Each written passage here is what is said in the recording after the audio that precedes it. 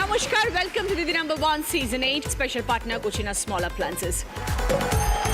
সব কাজে দক্ষতারা নিখুঁত করেন বেশ, তাদের গুণের প্রশংসা হয় না কখনো শেষ। এই সমাজে যাদের আমরা দিদি বলেছি, সময় যতই এগিয়ে যাক তাদের কাছেই ঋণী। সেই দিদিদের নিয়েই সমৃদ্ধ আমাদের মঞ্চ দিদি নাম্বার 1। ডেকে নেব আমাদের আজকের 4 জন দিদিকে।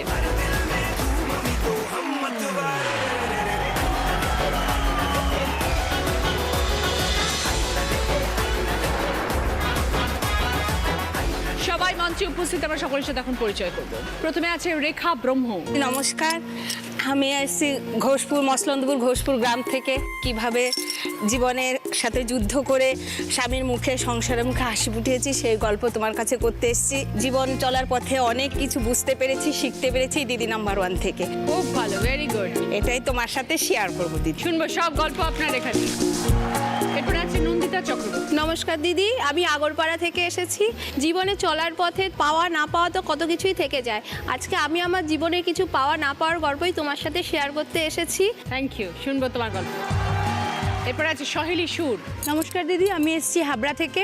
তোমার এই মঞ্চ থেকেই শিখেছি কী করে জীবনে ঘুরে দাঁড়াতে হয়। তো সেই শিক্ষা নিয়ে সেখান থেকে আমি কী করে নিজের চানাচুরের কারখানা আজকে দাঁড় করিয়েছি এবং জীবনে সফল হয়েছি, সেই গল্প করতেই তোমার এখানে এসেছি। তুমি চানাচুর নিয়েও তো এসছো, দেখতে পাচ্ছি পেছনে। হ্যাঁ, তোমার জন্য আমি চানাচুর নিয়েও আমরা এসেছি। সবাই মিলে একসাথে খাবো। নিশ্চয়ই। এরপরে আছে টুম্পা বিবি। নমস্কার দিদি, নমস্কার। আমি বাড়াইপুর থেকে এসেছি। আমি সাইকেলে করে ফিনাইল ব্যবসা করি। ফিনাইল ব্যবসা করে আজকে আমার সন্তানকে কিভাবে মানুষ করেছি ও সংসার চালাচ্ছি সেই গল্পই তোমার সাথে করতে এসেছি। আচ্ছা, শুনবো। সবাইকে নিয়ে শুরু করছি আমাদের প্রথম রাউন্ডে খেলা দিদি নেভার জয়তে।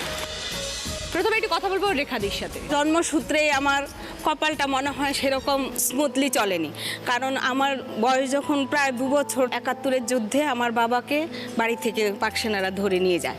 সেই থেকে আমরা খুব কষ্টের মধ্যেই দিন চালাচ্ছিলাম। তারপরে আমি এই দেশে চলে আসি, আমার আত্মীয়র বাড়ি, আমার পিসির বাড়িতে থেকে আমি পড়াশোনা করি। আস্তে আস্তে বেড়ে ওঠা। এবার আমি আমাদের ব্রাহ্মণের মেয়ে, আমি একটা কাস্তর ছেলেকে ভালোবেসে বিয়ে করি। এটাই আমার জীবনের চরম অপরাধ।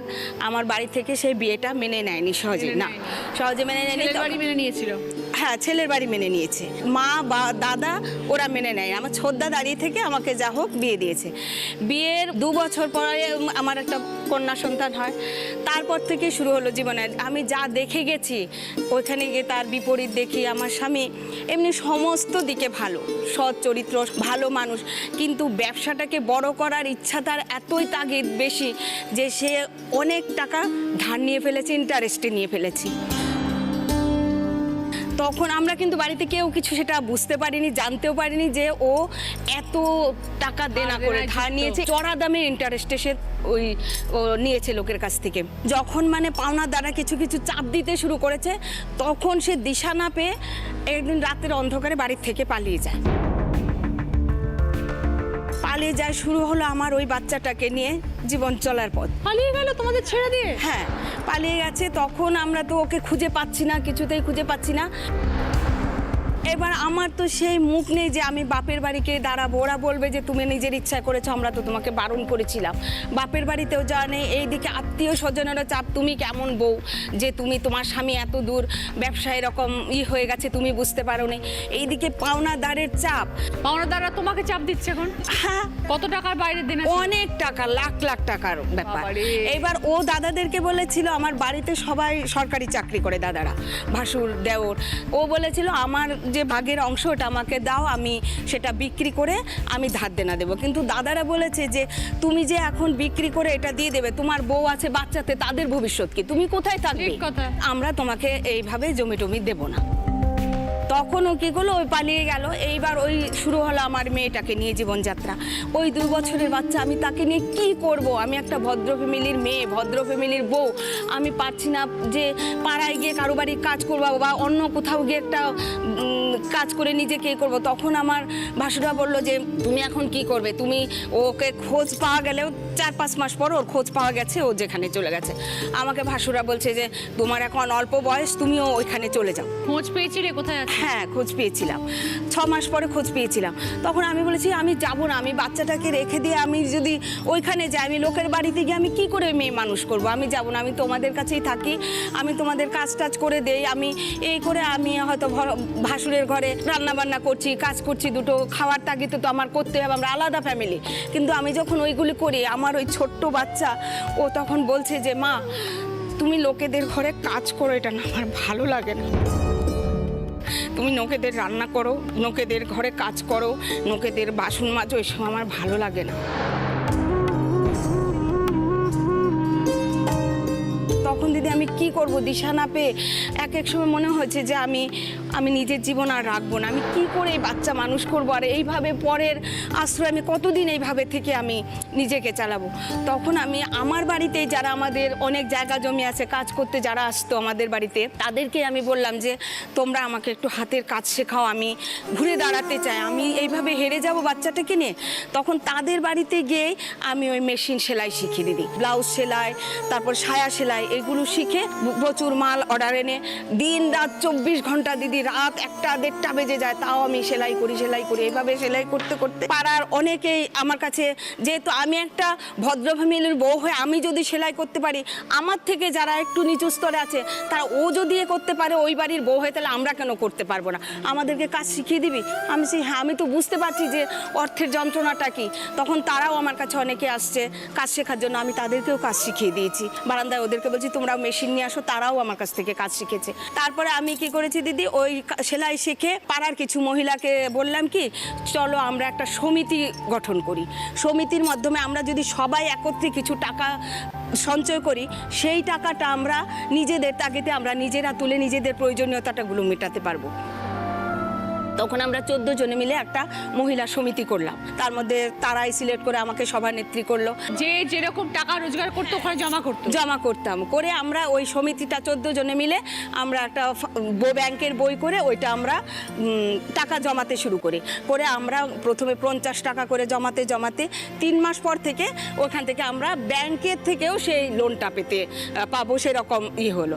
এবার আমরা প্রথমে 10,000, 20,000, 25,000 এইভাবে টুকটুক করে আমরা টাকাও তুলতে লাগলাম, নিজেদের চাহিদাও মেটাতে লাগলাম। তারপরে 4 বছর পর আমার স্বামী ফিরে এসছে, আনতে গেছি, ওর খোঁজ পেয়ে ওর কাছে গেছি। আমি বলছি তুমি চলো, আমি সব পাওনাদারদের বাড়িতে গেছি যে দেখো তোমরা যে ওকে ভয় দেখাচ্ছ যে ও ফিরে আসলে তাকে মেরে ফেলবে, আজকে সে যদি সত্যিকারের এই টাকা মেরে দিয়ে চলে যেত তাহলে কিন্তু বউ বাচ্চাকে সে এভাবে অকালে ফেলে রেখে এইটুকু দুধের বাচ্চাকে নিয়ে যেত। তোমরা বোঝার চেষ্টা করো, সে টাকা মেরে যায়নি, ব্যবসা করতে গিয়ে টাকা লস করে ফেলেছে, হয়তো কাউকে দিয়েছে সেটা তুলতে পারিনি। তোমরা ওকে ভুল বুঝো না, আমি আছি, আমার একটু হলেও তো বাড়ি ভিটে আছে, তোমরা একটু তাকে দ্বিতীয়বার সুযোগ দাও, আস্তে আস্তে দুজনে মিলে দেনা মিটিয়ে দেবো। সমিতির মাধ্যমে আমরা লোন তোলার চেষ্টা করলাম। এখন কি পরিস্থিতি? এখন দিদি সব দেনা মিটেছে? সব দেনা মিটেছে। এখন আমার 2খানা বাড়ি হয়েছে, আমার একটা 3তলা বাড়ি, একটা 1তলা বাড়ি, 2খানা দোকান করেছে একদম রোডের সাইডে। এগুলো সব কি তোমার সেলাই করেই হয়েছে? ওই যে আমি লোন তুলে ওকে টাকা দিলাম, তারপরে পাওনাদারদের কাছে গিয়ে বললাম যে ওরাও পাওনাদাররাও বুঝেছে যে ও একটা সৎ ছেলে, ও টাকা মারার ছেলে না। এখন আমার স্বামী আমরা একসঙ্গে এই দুজনেই যুদ্ধ করে আমরা সব ধার দেনা মিটিয়েছি, সমস্ত কিছু করেছি। ওই ছোট্ট মেয়ে আজ বড় হয়েছে, তার বিয়েও হয়ে গেছে, আমার একটা বিয়ে হয়ে গেছে মেয়ে? হ্যাঁ, বিয়েও দিদি হোটেল ম্যানেজমেন্টে চাকরি করে, আমার নাতনিও হয়ে গেছে। আপনি দিদিমাও হয়ে গেছে? আমার ছেলেও খুব ভালো, উচ্চ মাধ্যমিকে 86% নাম্বার পেয়ে সে পাশ করেছে। খুব ভালো দিদি, আমার মেয়েটাই আমার কাছে সব থেকে বেশি কষ্ট পেয়ে গেছে। খুব অল্প বয়সে ওকে বিয়ে দিয়ে দিচ্ছি। মেয়ে যদি আমার খুব ভালো আছে, স্বামী খুবই ভালো, আমার জামাইয়ের তুলনা হয় না, খুব ভালো, কিন্তু তবু যেন ভেতর থেকে একটা আলাদা আক্ষেপ আসে যে আমার মেয়েটা এই 3তলা বাড়িতে থাকতো, আরেকটু আমার সঙ্গে সময় দিতে পারতো, আমি আরেকটু ওকে আমার কাছে রাখতে পারতাম। এটা আমার এখন একটু কষ্ট। সে তো যাতায়াত করে নিশ্চয়ই তোমার কাছে? হ্যাঁ, আসে, যাতায়াত করে। ওই রকম একটা পরিস্থিতি যেখানে এত ধার দেনা, বাচ্চা ছোট, সংসার, লোকের কথা, সব কিছু লড়াই করে এখন আর চোখের জল ফেলবে না। এখন ভালো সময়, আনন্দ করো, অনেক চোখের জল ফেলেছো।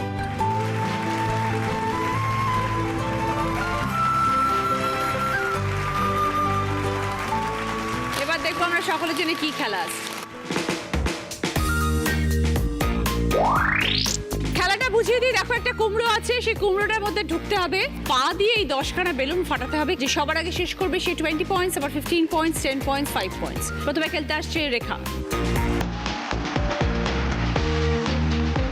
স্টার্ট, গো।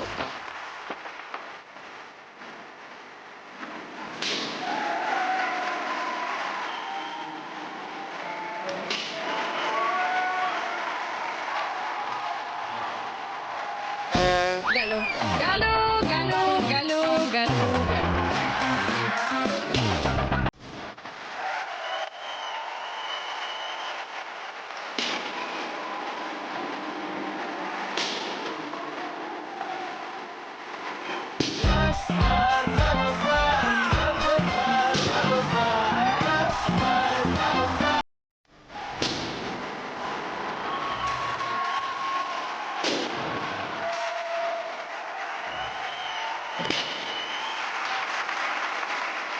রেখা 10টা বেলুন ফাটিয়েছে 1 মিনিট 10 সেকেন্ড।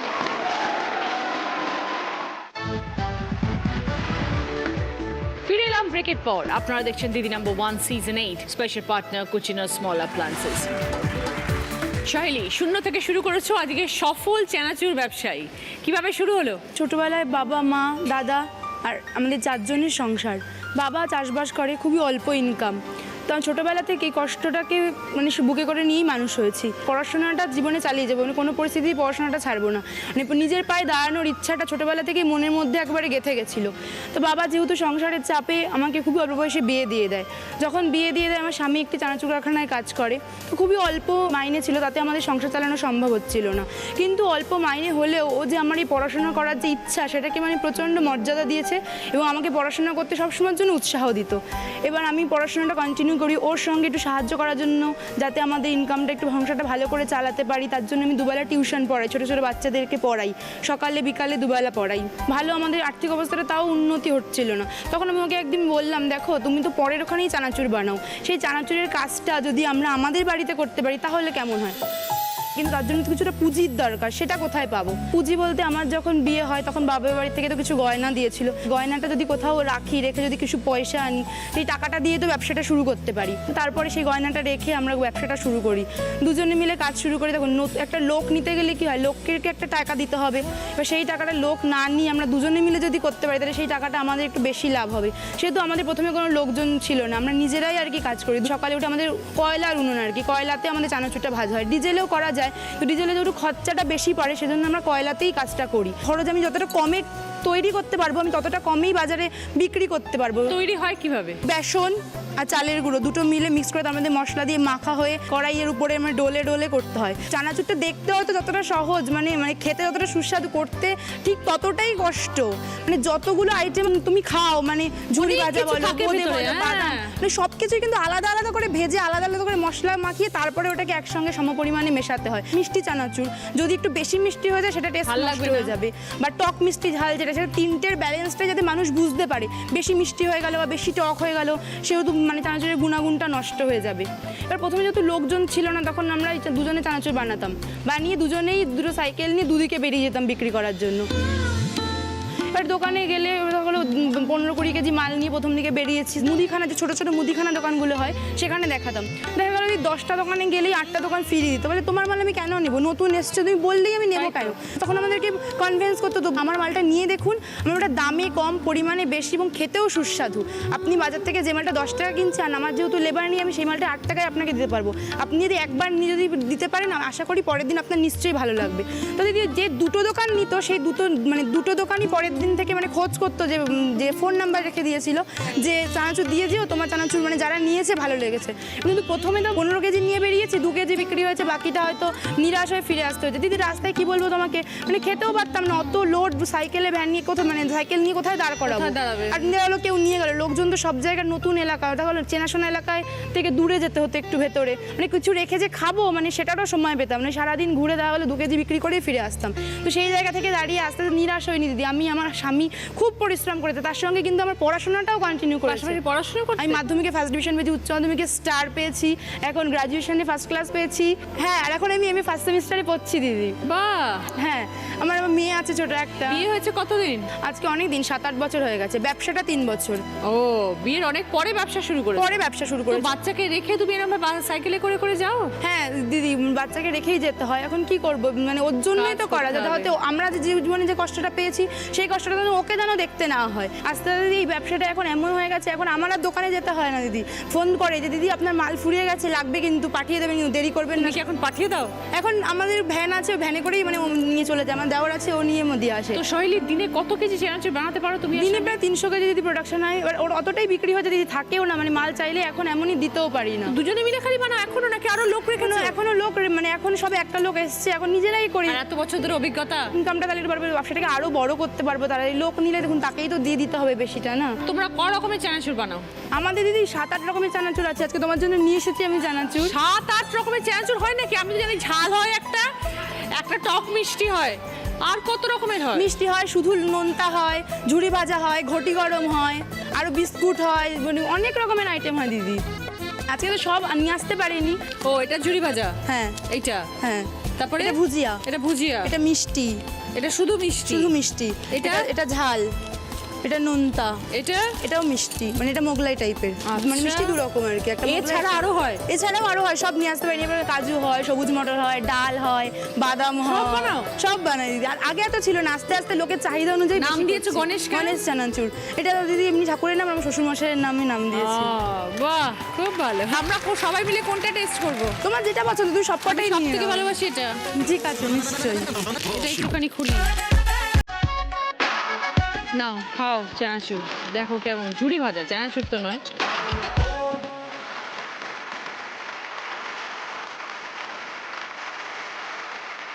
তাহলে তোমার চানাচুর এবার থেকে মুড়ি দিয়ে মেখে রাত্রেবেলা খাবো, সন্ধ্যেবেলা খাবো।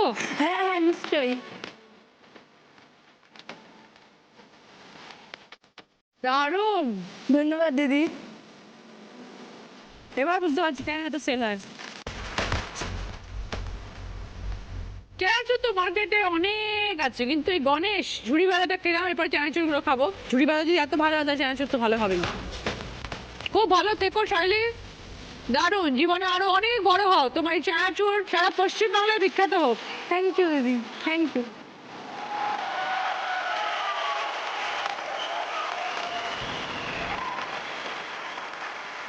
স্টার্ট।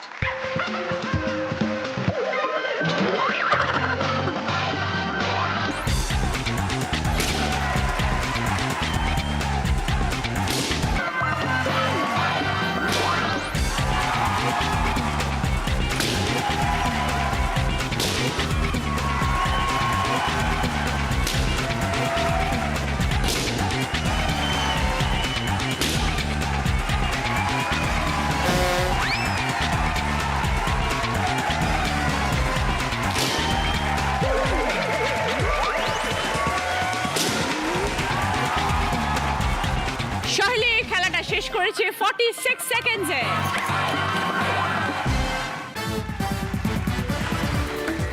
ফিরে এলাম ব্রেকের পর। আপনারা দেখছেন Didi number 1 season 8, special partner Kutchina small appliances.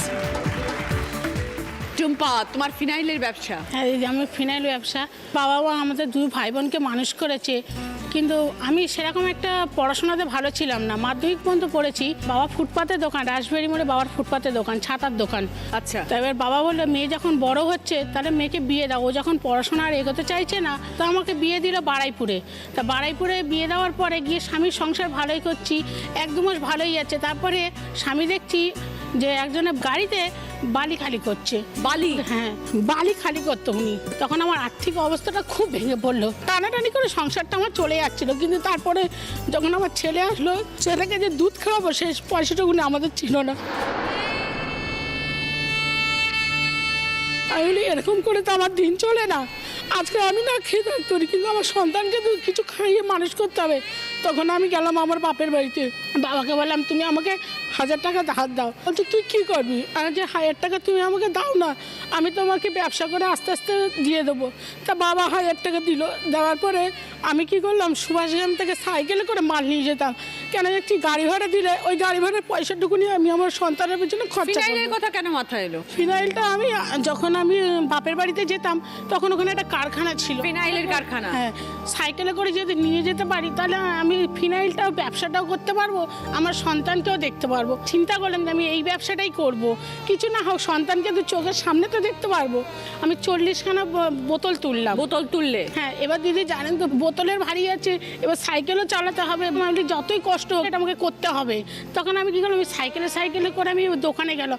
দোকানে কিন্তু আমি মেয়ে বলে দিদি আমাকে অনেকে ফিরিয়ে দিয়েছিল, যেহেতু আমি মেয়ে এই ব্যবসা করতে পারবো না। অনেক কিছু সহ্য করতে হয়েছিল, আমাকে অনেক কিছু বলে হয়েছিল। আমি বলি না, যে যত কিছু বলুক আমি আজকে এটা করবোই। দোকানে আমি বলেছিলাম দাদা আপনারা একটা নিন, যদি না ভালো হয় আমাকে আপনারা ফেরত দিয়ে দেবেন। তোমার কি গ্যারান্টি আছে তোমার ফিনাইল কি ভালো হতে পারে, আমরা অন্যজনের কাছে। আমি বলছি দাদা আপনারা একটা নিন, একটা যদি না ভালো হয় আমাকে দেবেন। তা ওনারা একটা নিল। ফোন নাম্বার দিয়েছিলাম যে দাদা আপনি ফোন নাম্বারটা রাখুন, যদি মনে করেন যে হ্যাঁ এই জিনিসটা ভালো তাহলে আমাকে ডাকবেন। নেওয়ার পরে ওনারা যখন বিক্রি করলো তখন দেখলো যে না জিনিসটা ভালো আছে, তখন ওনারা আমাকে ফোন করলো, বললো যে দিদি ফিনাইলটা তো তোমার ভালো, তা তুমি কি আরও দিতে পারবে? আমি বললাম হ্যাঁ দাদা আমি দিতে পারবো। তখন আমি ওই সাইকেল চালিয়ে দিদি আমি অনেক ফিনাইল দিয়েছি। কত বছর হয়ে গেল এই কাজ করছো? আমি 6 বছর ধরে করছি দিদি। তারপরে কি হলো, সংসারের মধ্যে একটুখানি ভালো হলো? ছেলে হওয়ার পর একটা মেয়ে হলো। ছেলে এখন হোস্টেলে থাকছে রামকৃষ্ণ মিশনে, ওখানে ছেলে হোস্টেলে পড়ছে। ছেলে ক্লাস 7-এ পড়ছে আর মেয়ে ক্লাস 2-তে পড়ছে।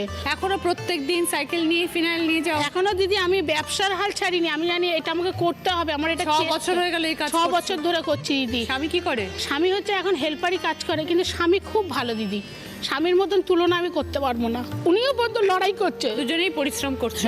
আর এখন ওই 2 ছেলে মেয়েকেও মানুষ করছি। এখন কতগুলো বোতল তোলো? এখন আমি দিদি একসঙ্গে লাগানো বোতল তুলি। দোকান সব ঠিক করে রেখেছো? কোথায় হ্যাঁ কোথায় দেবে? দোকান সব দিদি। এখন আমার এখন মিনিমাম আমার 20 টাকার দোকান ধরা আছে। রোজগার কি প্রত্যেক দিনেরটা প্রত্যেক দিন দেয় নাকি তোমার মাস গেলে রোজগার হয়? না দিদি দোকানে হচ্ছে মাসে দেয়। মাসে দেয়? হ্যাঁ, আর যেটা আমি মানে প্রতিদিন পাড়ায় যেটা আমি সেল করি ওটা আমি প্রতিদিনেরটা প্রতিদিন পেয়ে যাই। তার মানে তোমার এখন মাস গেলে মোটামুটি ভালো রোজগার হয় টুম্পা? হ্যাঁ দিদি ভালো রোজগার হয়। যদি আমি রোজ বেরোই দিদি তা আমার মিনিমাম ধরুন 500 টাকা ইনকাম আছে। তারপরে স্বামীরও তো কিছু রোজগার হ্যাঁ, আছে? স্বামীরও রোজগার আছে। এই করে করে এখন দিদি আমি বাড়িটা আমাদের প্লাস্টার করেছি, গ্রিল বসিয়েছি, ঘরটা ভালো করে সাজিয়েছি, ছেলে মেয়েকে ভালো করে মানুষও করছি। এখন আমার মনে হয় যে আমি আপনার শোটা দেখে মনে হয় যে আমি লড়াই যদি করতে পারি আমি একদিন জীবনে সফল হবই। আর সেটা তো তুমি করছোই। হ্যাঁ, লড়াইটা চালাতে হবে। করেছো এবং সফলও হয়েছো। হ্যাঁ হ্যাঁ দিদি এখন অনেক সুখে আছি। খুব ভালো থেকো টুম্পা, চোখের জল একদম ফেলবে না। আরো জীবনে অনেক বড় হতে হবে, হ্যাঁ সেই দিদি। স্বপ্ন তো দেখতে হবে। আপনার আশীর্বাদ থাকলে ঠিক পারবো দিদি। জীবনে অনেক বড় হবে তুমি।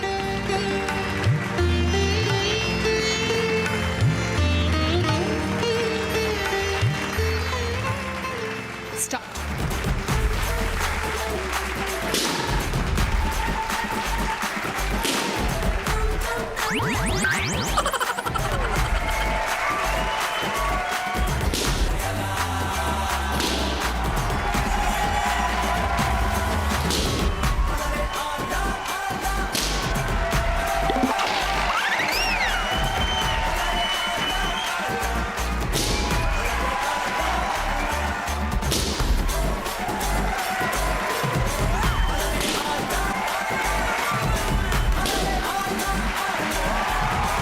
Tumpa time 44 seconds. নন্দিতা, জীবনে অনেক কিছু পাওয়া অনেক কিছু না পাওয়া আছে। প্রত্যেক বাড়ির মতনই আমি ছিলাম পরিবারের বড় মেয়ে, 3 ভাই বোন। ছোটবেলাটা খুব ভালোভাবে কেটেছে। আমার বাবার সচ্ছল অবস্থা ছিল, খুব ভালো ছিল।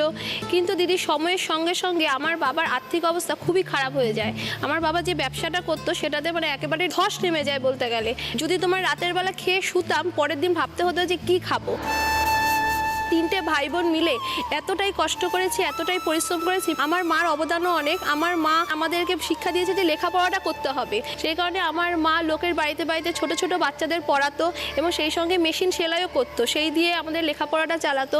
কিন্তু আমাদের এতটাই অবস্থা খারাপ ছিল যে বই খাতা কেনার মতন সামর্থ্য দিদি ছিল না। সেইভাবে করতে করতে যেহেতু আর্থিক অবস্থা ভালো না, সেই কারণেই যা হয় গরিব ঘরে বাবা সম্বন্ধ দেখতে শুরু করে। সম্বন্ধ দেখতে দেখতে আমার বিয়ে হয়ে যায়। এবার বিয়ে হওয়ার পরে আমার শ্বশুরবাড়ির লোক খুবই ভালো, হাজব্যান্ডও খুব ভালো এবং খুব কেয়ারিং, খুব সাপোর্টিং। আমি ওদের সংসারে গিয়ে মানে খুব হ্যাপি, নিজেকেও হ্যাপি মনে করি। স্বামী কাজ করতেন, প্রাইভেট কোম্পানিতে জব করেন। খুব খুব একটা সুন্দর একটা স্বপ্নের জগৎ তৈরি হয়। কিন্তু দিদি স্বপ্ন তো সবার সবসময় বেশি দিন থাকে না। বিয়ের কিছুদিন পর আমি যখন ভাবলাম আমি সন্তান নেব, আমি মা হতে চাই, তখন দিদি কিছুদিন পরে দেখা যাচ্ছে আমার মা হওয়ার সম্ভাবনাটা নেই।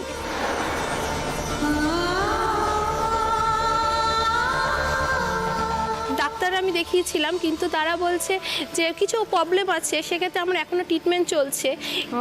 আমি এখন পর্যন্ত মা হতে পারিনি। সেটা আমার একটা প্রচণ্ড পরিমাণে দুঃখের কারণ হয়ে যায়। সেক্ষেত্রে আমি এমন একটা মেন্টাল ট্রমায় চলে যাই যে আমার আশেপাশে আমার শ্বশুরবাড়ির লোক কখনোই কিছু বলে না, হয়নি তো কি হয়েছে, তাতে কি হবে, কত মানুষই তো থাকে, দুঃখ করবে না, সেই ধরনের আমাকে বলেছে। কিন্তু দিদি যে পারিপার্শ্বিক যে লোকজন, আমাদের যে সমাজ, সেই সমাজ তো অতটা এই ধরনের ব্যাপারগুলোকে খারাপ চোখেই দেখে। হ্যাঁ, সেই ক্ষেত্রে আমার খুবই খারাপ লাগতে থাকে। আমার আগে পরে যাদের বিয়ে হয়েছে তাদেরকেও দেখা যাচ্ছে যে তারা হয়তো বাচ্চাকে নিয়ে স্কুলে যাচ্ছে আর আমি কিছু করতে পারছি না। হয়তো আমাকে ডেকে বলছে রাস্তায়, কিরে তোর কবে হবে, তখন আমার খুবই একটা খারাপ লাগার ব্যাপার ছিল। ঠিক সেই মুহূর্তেই মানে ভগবানই আমার কাছে নিয়ে আসার মতন, আমার এক বোন, তার যে মেয়ে, সে যে স্কুলে পড়তো, সেই স্কুলে একটা ভ্যাকেন্সি হয় টিচারের। সেই সময় আমি সেই স্কুলে টিচারের হিসাবে জয়েন করি। সেখানে গিয়ে দিদি তুমি বিশ্বাস করবে না, আমি সেখানে 200 বাচ্চাকে পাই। এবার 200 বাচ্চাদের মধ্যে এভাবে আমি নিজেকে মিশে গেছি এবং ওরাও আমাকে এভাবে আপন করে নিয়েছে। ওদের কাছে আমার নিজেকে নিজের মা বলেই মনে হয়, যে আমি হয়তো বা ওদের মা। ওয়েলফেয়ার সোসাইটির সঙ্গে যেহেতু যুক্ত, সেই কারণে তোমার ধরো অনাথ আশ্রমগুলোতে আমরা মাঝে মাঝে যাই এবং অনেক রকমের কাজ টাজ হয়। সেই কারণে অনাথ যে বাচ্চাগুলোকে, এদেরকে পেয়ে আমি আমার নিজের মাতৃত্বের স্বাদ পাই।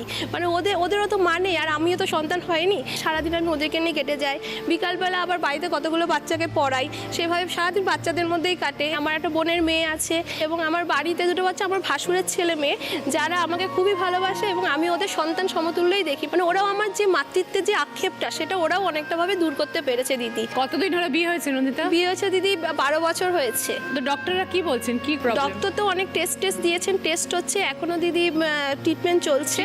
ট্রিটমেন্ট চলছে, দেখি ভগবান কি করেন। এবং এটাও মাথায় রাখবে যে যে সন্তান হয়নি বলে কখনো দুঃখ পাবে না। হ্যাঁ দিদি, এইটাই হচ্ছে সবাইকে বলার কথা। এত পাশে তোমাকে সন্তান দিয়ে রেখেছেন ঠাকুর, সবাইকে নিয়ে তুমি খুব আনন্দে থাকবে। এটাই ভালো। ভালো থেকো নন্দিতা। হ্যাঁ, আমার অনেক শুভেচ্ছা রইলো তোমার জন্য। তুমি যেন সুখে থাকো, তুমি যেন আনন্দে থাকো। আচ্ছা দিদি, তুমিও ভালো থাকবে। একদম, থ্যাংক ইউ।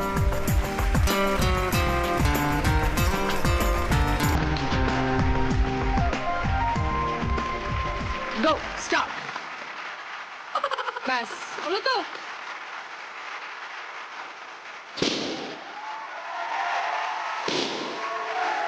তাড়াহুড়ো করলে উড়ে যাবেই।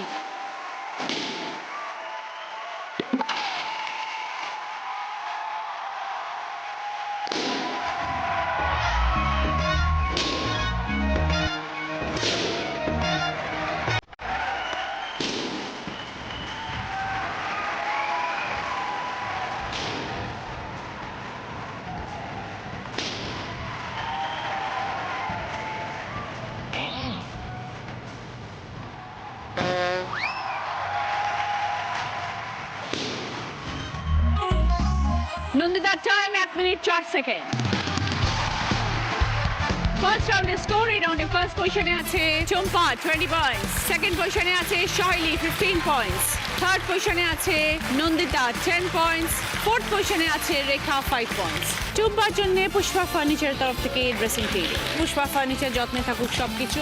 শৈলীর জন্য 3 বার্নার গ্যাস ওভেন, নন্দিতার জন্য স্যান্ডউইচ গ্রিল, রেখার জন্য সেন্টার টেবিল, সকলের জন্য ভদ্রেশ্বর লাল বাবা রাইসের তরফ থেকে মিনিকেট চাল।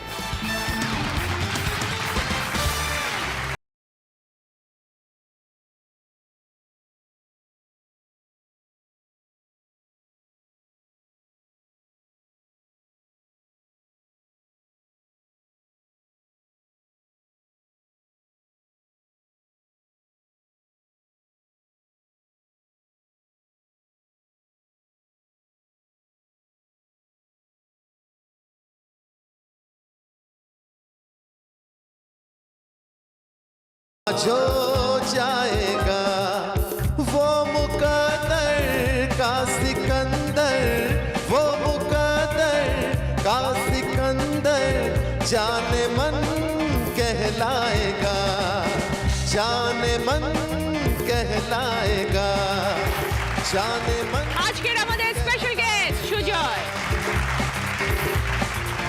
শুরু করবো আমাদের second round. Kutchina small appliances presents হয় তুমি নয় আমি।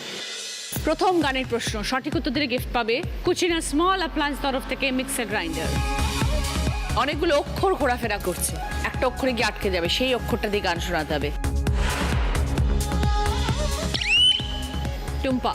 বুলবুল পাখি ময়নাটিয়ে আয়না জানা গান শুনিয়ে। একদম 5 পয়েন্টস। সঙ্গে কুচিনা স্মল অ্যাপ্লায়েন্স তরফ থেকে মিক্সার গ্রাইন্ডার। একটা গান হয়ে যায়, বল। बच के रहना रे पापा, बच के रहना रे, बच के रहना रे पापा, तुझ पे नजर है। बच के रहना रे पापा, बच के रहना रे, बच के रहना रे पापा, तुझ पे नजर है। तेरे लिए आए तेरे ही दीवाने, झूमे नाचे गाए आए रंग जमाने। कैसे कैसे तोहफे लाए तू क्या जाने, तू क्या जाने। बच के रहना रे पापा, बच के रहना रे, बच के रहना रे पापा, तुझ पे नजर है। ओ এবার যাবো দ্বিতীয় প্রশ্ন, সঠিক উত্তর দিলে গিফট পাবে লালময় প্লাসের তরফ থেকে লেডিস ব্যাগ। আধো আলো ছায়াতে কিছু ভালোবাসাতে, আধো আলো ছায়াতে কিছু ভালোবাসাতে, আজ মন ভোলাতে হবে বলো কারো নয় শুধু যে আমার। হো আধো আলো ছায়াতে কিছু ভালোবাসাতে, আজ মন ভোলাতে হবে বলো কারো নয় শুধু যে আমার, কারো নয় শুধু যে আমার, কারো নয় শুধু। প্রশ্ন হলো, গানের কথায় জি বাংলার কোন ধারাবাহিকের কথা বলা আছে? বলো শৈলী। আলো ছায়া। আর কিছুক্ষণ পরেই দেখবেন 6টা থেকে। 5 পয়েন্টস। সঙ্গে লালময় প্লাসের তরফ থেকে লেডিস ব্যাগ। 3 নম্বর প্রশ্ন, রাইট আনসার দিলে গিফট পাবে সুপ বোলের সেট। অনেকগুলো শব্দ রয়েছে, তার মধ্যে থেকে কিছু শব্দ নিয়ে একটা লাইন গানের বলতে হবে। বলো নন্দিতা। নাম রেখেছি বনলতা যখন দেখেছি। 5 পয়েন্টস। সঙ্গে সুপ বোলের সেট। নাম রেখে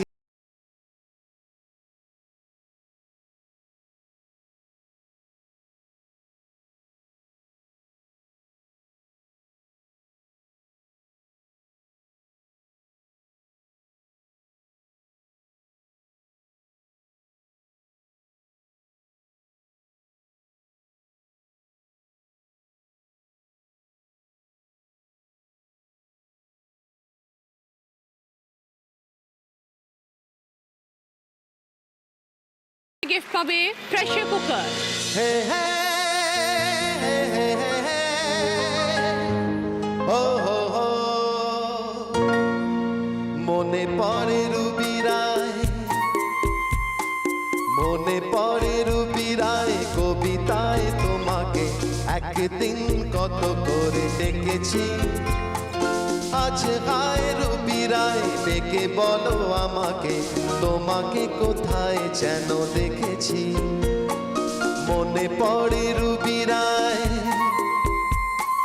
মনে পড়ে রুবি রায় কবিতায় তোমাকে একদিন কত করে ডেকেছি। আজ হায় রুবি রায় ডেকে বলো আমাকে, তোমাকে কোথায় যেন দেখেছি। গানের কথায় ছন্দের সাথে সম্পর্কিত কোন শব্দ আছে? বলো নন্দিতা। কবিতা। 5 পয়েন্টস। সঙ্গে প্রেসার কুকার। শেষ প্রশ্ন, 5 নম্বর প্রশ্ন, রাইট আনসার দিলে গিফট পাবে টি সেট। डम डम टिका टिका मौसम भिगा भिगा, डम डम डिगा डिगा मौसम भीगा भीगा बिन पिए मैं तो गिरा मैं तो गिरा मैं तो गिरा है अल्लाह सूरत आपकी सुभान अल्लाह है अल्लाह सूरत आपकी सुभान अल्लाह डम डम डिगा डिगा मौसम भीगा भीगा बिन पिए मैं तो गिरा मैं तो गिरा मैं तो गिरा है अल्लाह सूरत आपकी सुभान अल्लाह है अल्लाह सूरत आपकी सुभान अल्लाह। গানের কথা অনুযায়ী মৌসম কেমন? বলো শৈলী। সুবহান আল্লাহ। डम डम डिगा डिगा मौसम भीगा भीगा बिन पिए मैं तो गिरा डम डम डिगा डिगा मौसम ভিগা ভিগা। ভিগা ভিগা आपकी सुभान सूरत सुभान अल्लाह। -5 শৈলী। डम डम डिगा শুরু করবো আমাদের থার্ড রাউন্ড, কার দূর কত দূর। আজকের আমাদের স্পেশাল গেস্ট সোমরাজ। অভিনয় রাউন্ড, সোমরাজ অভিনয় করবে, তোমাদেরকে বুঝতে হবে ও কোন টপিকের উপর কি অভিনয় করছে। পারলে 5 পয়েন্টস। ফার্স্ট টপিক, সিনেমার নাম।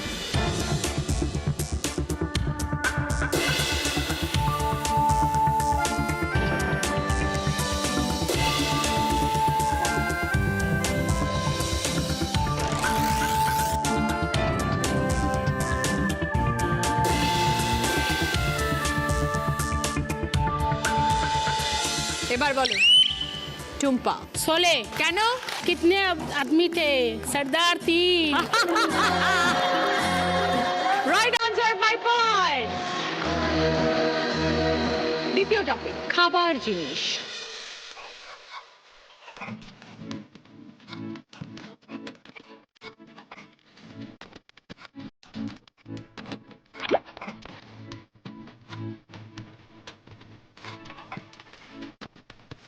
थोड़ी बिरयानी बुखारी थोड़ी फिर नल्ली निहारी ले आओ आज धर्म भ्रष्ट हो जाए देखी सन से आवाज বলো শৈলী।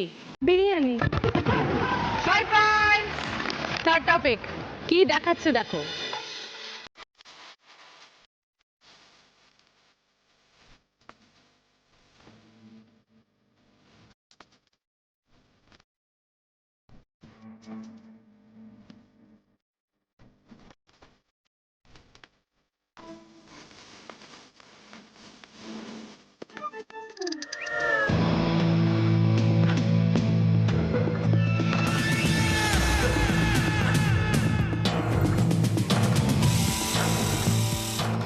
বলো শৈলী। নাগরদোলা। 5 পয়েন্টস। ফোর্থ টপিক, কি দেখাচ্ছে দেখো।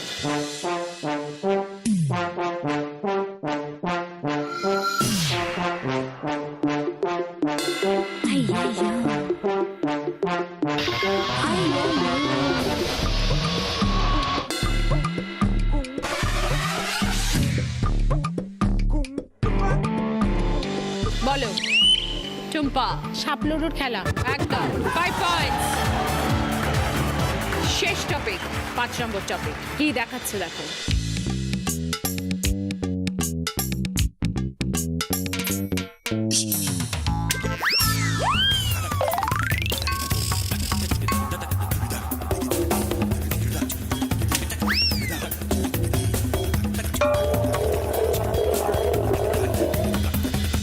বলো শৈলী। লাট্টু ঘোরানো। 5 পয়েন্টস। 5টা টপিক শেষ, এই রাউন্ডের খেলাও শেষ। Somraj, thank you very much. সোমরাজের একটা হাততালি হয়ে যায় প্লিজ।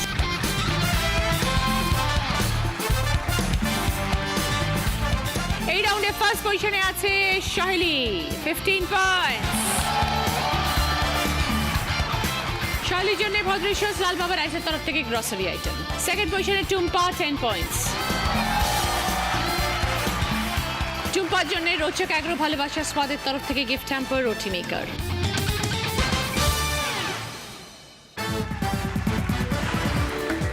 ফিরে এলাম ব্রেকের পর। আপনারা দেখছেন Didi number 1 season 8 special partner Kutchina small appliances. আমার কস্টিউম স্পন্সর করেছে আজকে নন্দিনী জুয়েলারি, স্পন্সর করেছে শেখ ফ্যাশন জুয়েলারি। সকল দিদিদের জন্য রয়েছে রুবি জেনারেল হসপিটালের তরফ থেকে প্রায়োরিটি হেলথ কার্ড। ভালো থেকো। আপনাদের অথবা পরিবারের যে কোনো একজনের জন্য free annual health check up package. যিনি আজ দিদি নাম্বার 1 হবেন তিনি পেয়ে যাবেন মুখরোচক চানাচুরের তরফ থেকে গিফট হ্যাম্পার, সুরভি ম্যানশন গড়িয়া এবং গড়িয়াহাটের তরফ থেকে সোনার হার। শুরু করবো আমাদের শেষ রাউন্ড, বুদ্ধিতে বাজিমাত। প্রথম প্রশ্ন, সঠিক উত্তর দিলে গিফট পাবে আরিয়ান কালেকশনের তরফ থেকে gold plated jewellery set. Phone, piano, পেয়ারা। পরপর 3টি শব্দ থেকে একটা করে অক্ষর নিয়ে একটা নতুন শব্দ বানাও।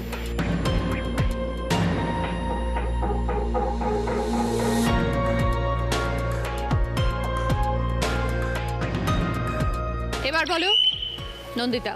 ফোয়ারা। বোঝাও। ফোনের ফো, পিয়ানোর আ, আর পেয়ারার বসনায়কেরা। 20 পয়েন্টস। সঙ্গে আরিহান কালেকশনের তরফ থেকে গোল্ড প্লেটেড জুয়েলারি সেট। দ্বিতীয় প্রশ্ন, সঠিক উত্তর দিলে গিফট পাবে আয়রন প্লাস আয়রন টেবিল। সরু পথ ক্ষেতের মাঝে, যাচ্ছে কেউ চাষের কাজে। এখান থেকে একটা শব্দ বেরোবে, তারপরে ছবি থেকে একটা শব্দ, তারপরে একটি অক্ষর। 3টে মিলিয়ে একটা অর্থপূর্ণ শব্দ।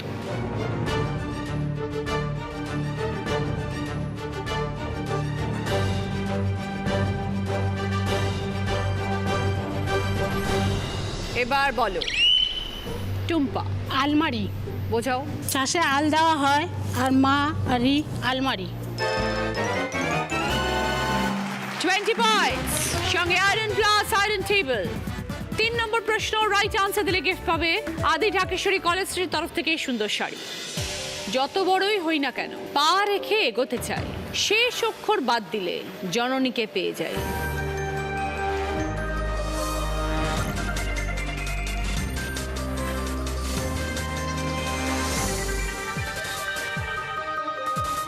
এবার বলো সহেলি।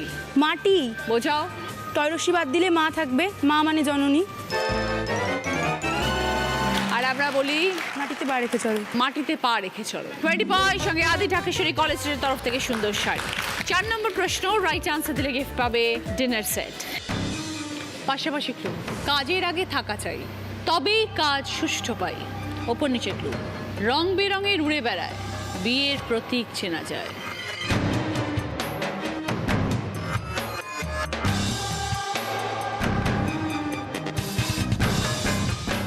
এবার বলো টুম্পা। উপর নিচে হচ্ছে প্রজাপতি আর পাশাপাশি হচ্ছে পরিকল্পনা। 20 পয়েন্টস। সঙ্গে ডিনার সেট। শেষ প্রশ্ন, 5 নম্বর প্রশ্ন, সঠিক উত্তর দিলে গিফট পাবে উপাসনা মাস্টার অয়েলের তরফ থেকে 4.1 অডিও স্পিকার এবং গিফট হ্যাম্পার। 30 পয়েন্টস এর আনসার প্রথম সুযোগে যদি খেলতে পারো। যদি ভুল করো প্রথম সুযোগে তাহলে -20। এই মুহূর্তে সহেলি স্কোর 50, টুম্পা স্কোর 75। ছবিটা ক্লু, শূন্য স্থান পূরণ করো।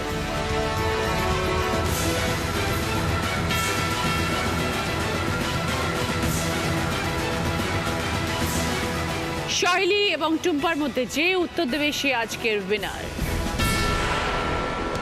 এবার বলো সহেলি। গৃহকর্মে নিপুণা। সহেলি বলছে গৃহকর্মে নিপুণা। যদি সঠিক হয় তবে 30 পয়েন্টস। দেখা যাক কি হয়।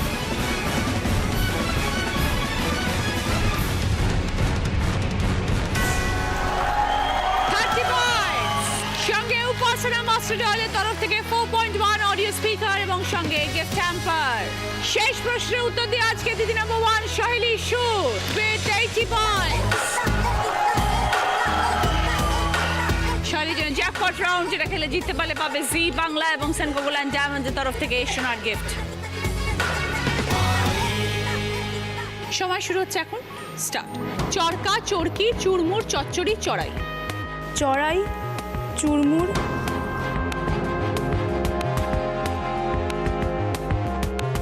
চরকি, ভুলে গেছি।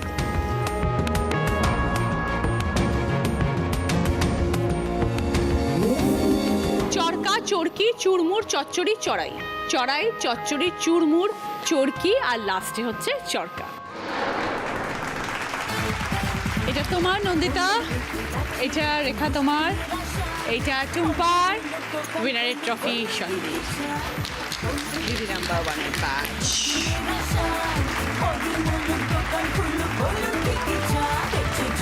সুরভি ম্যানশন গড়িয়া এবং গড়িয়াটের তরফ থেকে শোনান। মুখরোচক চানাচুরের তরফ থেকে গিফট হ্যাম্পার। আদি ঢাকেশ্বরী কলেজ স্ট্রিটের তরফ থেকে গিফট ভাউচার। রুবি জেনারেল হসপিটালের তরফ থেকে সকলের জন্য প্রায়োরিটি হেলথ কার্ড। ভালো থেকো, আপনার অথবা পরিবারের একজনের জন্য free annual health check up package.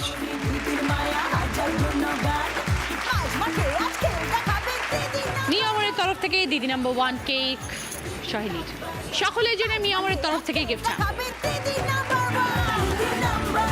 আজকের মতন এই পর্যন্ত। সবাই ভালো থাকুন, আনন্দে থাকুন। আগামীকাল সকলের সঙ্গে দেখা হবে। এরপরে আপনারা দেখবেন আলো ছায়া।